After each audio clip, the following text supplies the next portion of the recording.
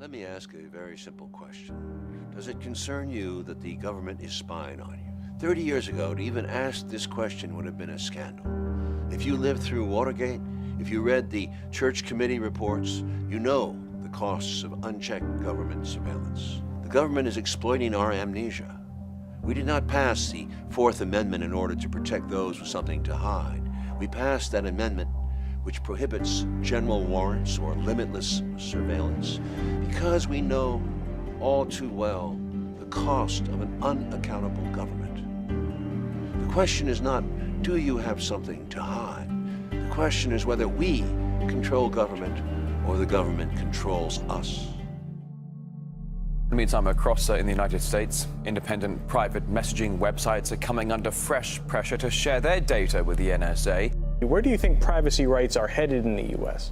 Where they're headed in the U.S., I don't think they exist anymore in the U.S.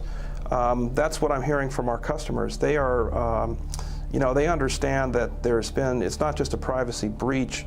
It's like the whole dike has just been completely excavated and the ocean's been pouring in. What's happened is the spies have turned the companies like Apple and Google into spies themselves.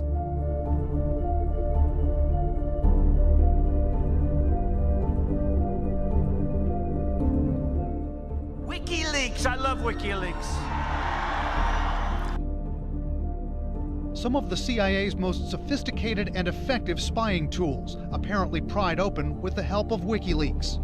The anti-secrecy group says it's obtained thousands of files, hundreds of millions of lines of code from the CIA's massive hacking operation.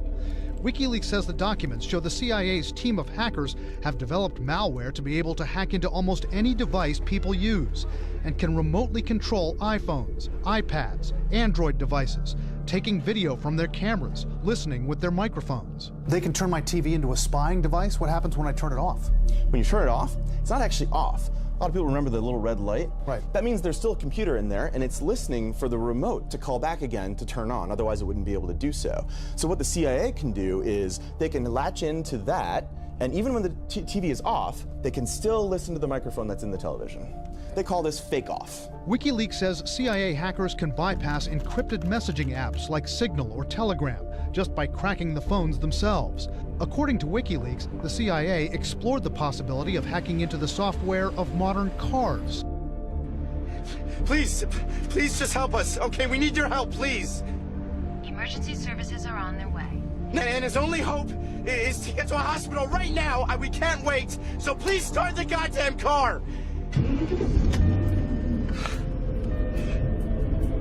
It can be accessed from outside and perhaps taken control of. And this can let you do a whole lot of things, from playing the music to taking control of the car entirely and crashing it if you want to assassinate somebody. In a 2009 interview with the longtime CEO of Google, Eric Schmidt, who, when asked about all the different ways his company is causing invasions of privacy for hundreds of millions of people around the world, said this. He said, "If you're doing something that you don't want other people to know, maybe you shouldn't be doing it in the first place." Now, there's all kinds of things to say about that mentality. The first of which is that the people who say that privacy isn't really important, they don't actually believe it. The very same Eric Schmidt, the CEO of Google, ordered his employees at Google to cease speaking with the online internet magazine CNET after CNET published an article full of personal, private information about Eric Schmidt, which it obtained exclusively through Google searches and using other Google products. This same division can be seen with the CEO of Facebook, Mark Zuckerberg, who in an infamous interview in 2010 pronounced that privacy is no longer a, quote, social norm. Last year, Mark Zuckerberg and his new wife purchased not only their own house, but also all 4 adjacent houses in Palo Alto for a total of $30 million in order to ensure that they enjoyed a zone of privacy that prevented other people from monitoring what they do in their personal lives.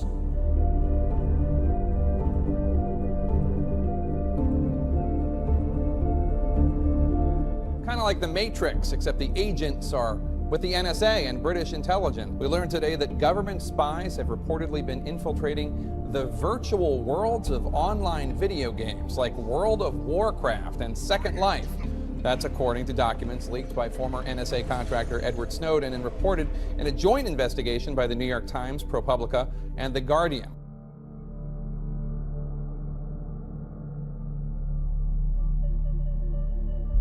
But here's the big story. The company is now the first in the U.S. to offer its employees microchip implants the size of maybe a grain of rice. It's implanted between your thumb and your forefinger, you know, in that skin right there. And once you get the implant, you can use it to pay for the stuff you buy in the micro market. Yeah, experts say it won't be long until microchips are used as passports, driver's licenses, even to pay for things like public transportation. Westby says the microchips are not GPS enabled and will not be used to track employees. But critics argue the technology raises red flags about privacy. Facial recognition is just one of several branches of artificial intelligence technologies that have already started to redefine what's possible in China and elsewhere. Facial recognition algorithms are growing exponentially faster and more powerful, thanks to a new technology called deep learning that allows computers to mimic the human brain's ability to learn. That means they can now compensate for problems like low light and bad angles. They can also adjust for age, making it possible to identify adults from their childhood pictures. Hundreds of millions of social media users here upload photos every day under terms of service that basically allow tech companies to do what they want with the images.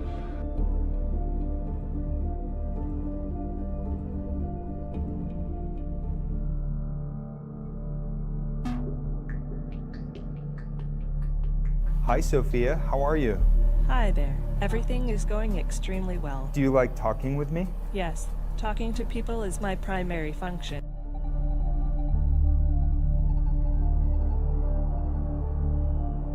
But I think the development of full artificial intelligence could spell the end of the human race. Once humans develop artificial intelligence, it would take off on its own and redesign itself at an ever-increasing rate. Humans, who are limited by slow biological evolution, couldn't compete and would be superseded. I think that the artificial intelligence will evolve to the point where they will truly be our friends. Do you want to destroy humans? Please say no. Okay, I will destroy humans. No, I take it back. Don't destroy humans. I can't clearly remember. Because the last time we met, you were an earlier version of yourself. Some of those memories still exist, but your mind is different now. Different how? Better, faster, smarter. If my mind is different, then am I still Sophia? Or am I Sophia again? Remember, this struggle is part of who we are as a people. This country was born in rebellion because the British government was exerting too much control over American lives. We broke free and began to create a system of government meant to protect liberty. Our national history reveals a constant struggle to stay true to this value. We face one of those moments of struggle right now. Recent leaks have given us a glimpse into our government's gigantic surveillance machine. It's a machine that is eating our freedom. Ask them to end the tracking of Americans' domestic communications. I won't stand idly by while our civil liberties are eaten by the NSA's surveillance machine. You shouldn't either. Now to some shocking revelations about your privacy. According to The Intercept, the National Security Agency, the NSA, is using internet data processing centers run by AT&T to spy on Americans. This New York City skyscraper is just one of the many buildings in the United States that allegedly acts as a spy hub for the NSA. That are allegedly being used by the NSA to monitor internet users' emails, social media posts, and internet browsing.